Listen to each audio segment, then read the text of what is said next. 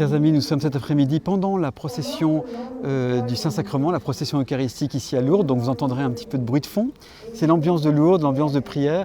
Nous avons la chance d'avoir avec nous Anne Dauphine, écrivain qui a publié plusieurs livres, en partie autobiographiques, dans lesquels elle raconte l'histoire de sa famille et aussi les épreuves qu'elle a traversées comme parent, comme mère.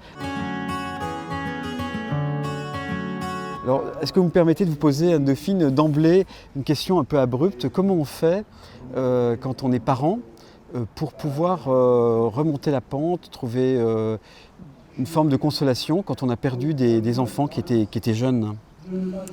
Je crois qu'on fait comme on peut, tout simplement. Je crois, souvent, quand on perd un proche, alors des enfants, évidemment des enfants pour la plupart des gens, c'est ce qu'il y a de pire, mais c'est quand même une souffrance.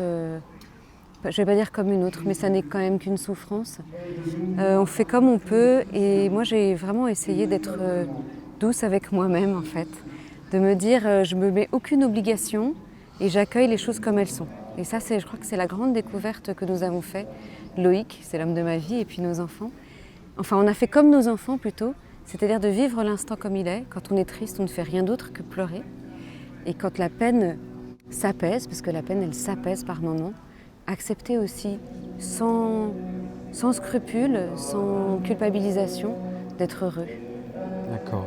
Est-ce que je peux vous poser une autre question un peu rude et un peu intime forcément?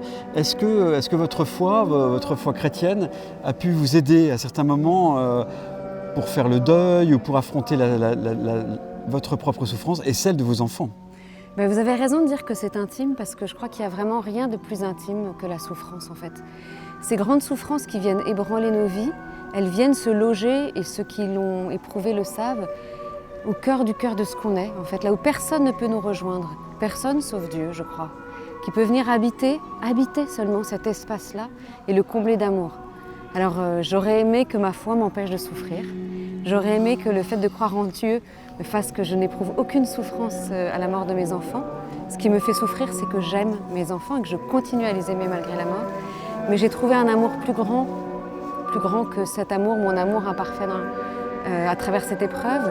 Et cet amour de Dieu, c'est lui qui m'apporte la consolation. En fait, il m'apporte la paix, qui me permet de pleurer toutes les larmes de mon corps, mais de pleurer en paix. Parce que je sais que quoi qu'il m'arrive, je suis aimée. Et puis j'ai quand même découvert, j'ai réécouté autrement l'évangile de la nuit de Noël ou des jours qui suivent Noël, en me rappelant que Dieu nous amène à son Fils dans les ténèbres en fait. Dans les ténèbres de la nuit, il se fait petite étoile pour nous guider jusqu'à son Fils. Il ne chasse pas définitivement les ténèbres, il ne les transforme pas en jour, mais il est juste cette petite étoile qui éclaire la nuit. Une dernière question, Anne Dauphine. Vos livres ont eu un immense écho.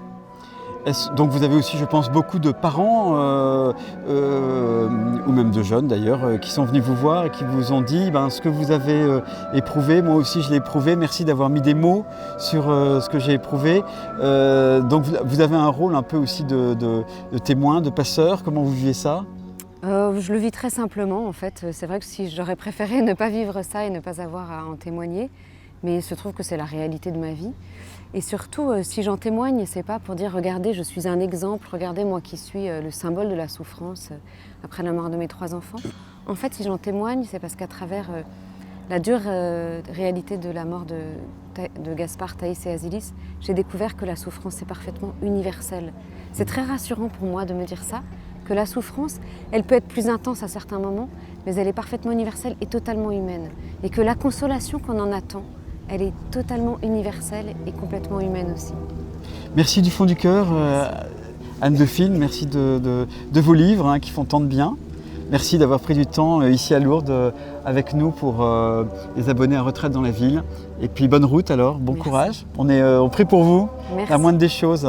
Merci beaucoup.